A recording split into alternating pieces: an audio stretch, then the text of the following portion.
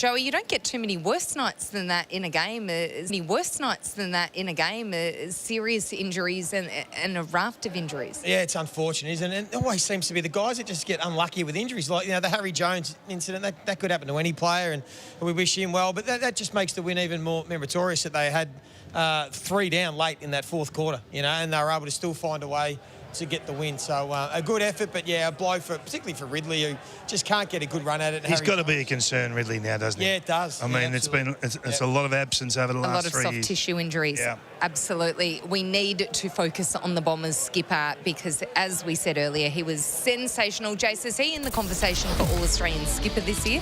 Oh, he's going to be in any conversation you want to have. But I run out of superlatives for him because the more you see him, the more you understand. Joey made a really good point before. He has evolved. He's always been a top-grade midfielder, but he's now right at the top of the class, and he leads by example. He's such an inspiration to this team. Whenever they need him, he finds a way to get it done. And we spoke earlier about how good his decision-making is, his disposal. He brings the players around him into the game. Look, to have that magnet to put on the board every week is a pretty powerful one. It stood out, didn't it, in the game when everyone else was lacking a bit of composure or making mistakes. Whenever he touched the ball, something good came of it, and he made the right decisions and helped his team. And it's another sensational performance. And I mean, he's in line for another All-Australian. I'm not sure how many he's already got, Sarah. It's about 4, I think, or 4 All-Australians. He's got 5 BNFs. He's on track for another double. You can see this coming, though. This is what I don't understand about the North Melbourne coaches box. This was happening from 5 minutes into the last term, and you allow this to happen. You allow him to dictate his positioning unopposed. I can't understand nor fathom why they didn't go with the tag at some point in the last term. He's done it again, 35 disposals. He only played a tick over 80% ground time, the lowest of any of the mids out there tonight. I don't know how he does what he does. It's a great point. We spoke about it at halftime. They chose not to tag him to start the game. That's okay. You can have that. But then at times when they're influencing the way they are, you need to send a cooler and have somebody that can just slow down his influence. And they weren't able to do that. And in the end, as we said, he was probably the difference in the game. I spoke to him the night that he won his latest best and fairest, which it feels like that's an annual thing for Zach Merrett. And stalked him or spoke to him, did you say, Sarah? I spoke to him. Sorry. And he's a new father now, and he was telling the story about talking to Toby Green at the All-Australian. And Toby, we know, became a dad last year and didn't have the best season, and admitted he found that life balance, becoming a new father, really difficult to play his best football. Well, Zach's got a new baby, and he is playing the best football we've ever seen him. So good on him getting that balance down pat. We're going to have a look at our KFC FLG moment of the match. And what else? The big man. Finbar. Yes, big man. He can mark. Yeah, He's a good contested mark, isn't he? And this was a great conversion, gave a lot of energy to the troops. At a time when they needed it, they were 3 goals down at that stage. So it just looked like the game was already slipping in the first 10 minutes of the first term. He could have bookended this game.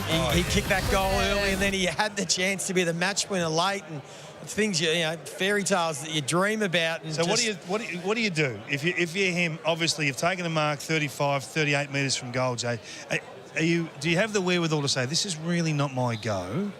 Do you fake injury, Jason, your first game? King. It's his first game, chance to be the hero. Look, I think his kicking, his drop punt set shots probably needs a little bit of polish, and he's got some work to do there. But he can find the ball. The way that he took that mark to create the opportunity to win the game, just reached over with one hand and tapped it back to himself. He looks good in a pack, so they might have found one here. Joey, how disheartening is this for North Melbourne, just given they've had some almost? Yeah, it's flattening, absolutely. They want to win. They're getting sick of the close losses, and they had their opportunities. I thought it was a stark difference in how they rolled out in that third quarter. There was much more intent from their mids to drive out of contest and be stronger with the footy in hand and get after Essendon. And they gave themselves a chance. And still, though, as I said earlier, they just lack a bit of composure and some maturity with some decision-making and fundamentals in the game that can only come through time and playing together and playing more games. But everyone's starting to get impatient. It was a better performance, but at the end of the day, they wanted the win. Just got to be so careful to stop thinking and talking like losers and accepting some of these losses. because it can creep in, Jason, can't it? And I agree. You get sick of hearing we put in a really good effort and we were super competitive. At some stage, you have to find that missing component that helps you take that next step and turn the good efforts into wins, because that's the only place you get your nourishment, your belief in what you're doing, the path that you're on game style-wise and where the team's heading. You need to reward yourself with wins at some stage. They've had a couple of really good opportunities, haven't been able to do it, so it's going to hurt, but you're right, they've got to convert them into wins. And I'd sit Harry Sheasel and Luke Davies-Uniacke and Powell down, and I'd say, let's just watch Zach Merrett's last quarter.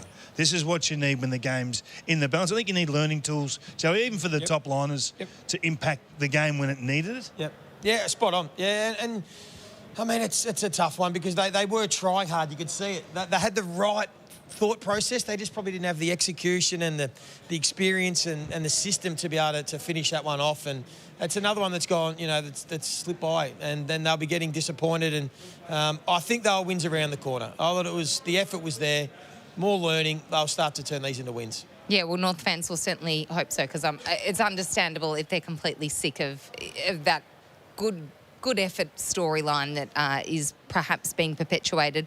We're going to have a look at a moment, Joey, that you were red hot on when it happened. It was a Nick Larkey run-down tackle. And in light of everything we've seen this week with Paul Curtis, what's your take on this? Well, Jason, I just found at the exact same time, off the Paul Curtis incident where they're saying if you're running down from behind, you can't, try and drop your knees and you might momentum take them forward, so you've got to try and roll them. So that's what Nick Larkey did in that situation. And then you're in danger of getting done for a dangerous tackle. And I know you had similar thoughts, Jason, but just watching it, you're like, so that is exactly what they're asking to do. Run down, tackle and roll them. Yep. But then if you roll them too much because of the momentum, it's going to be a dangerous tackle. Yeah, he rolled him too far, Joey. He needed to roll him just a half turn, half roll, and just slide him carefully on his slide, and then everything would have been sweet. No, we're asking a hell of a lot from the players, aren't we? In fact, we're asking too much, and we need to put some rules in around it so that they can execute and know that they're not going to get rubbed out. At the moment, they can tackle, and it's the result of that tackle that can cost them a suspension through no fault of their own. So feels like rolling could be more dangerous. Well, because you're getting that the fine line between a roll and a sling or a whip into the ground. So, but what's the alternative? We've got to give them something. We've got to give them an out. We have to give them a course of action. They don't know what to do at the moment. So is he in trouble? Oh God, I hope not. I'd be devastated if he got rubbed out for that. Now, there was no injury suffered, which is the good news. But had he come up with a concussion, well, then he's probably facing a suspension. He's probably facing 4 weeks. If it's a concussion, because it's considered a spin-slinging motion. So all he's trying to do there is run down someone and roll them. Yeah. And, of course, the momentum means he's rolled them too far. So what would have been great, Joey, was what the tribunal might have done to them or said to them when they said, well, I know the last one he crashed into his back, and he said, but this one you've turned him too far. So at some stage, the tribunal, the AFL's got to come out and say, this is what you need to do, and then we won't rub you out. I think they're building the perfect player, the tribunal. Yeah, correct. Wow. Doesn't exist. You got to break everything down in a matter of I just hope we don't seconds. get to the stage where you're not allowed to tackle from behind.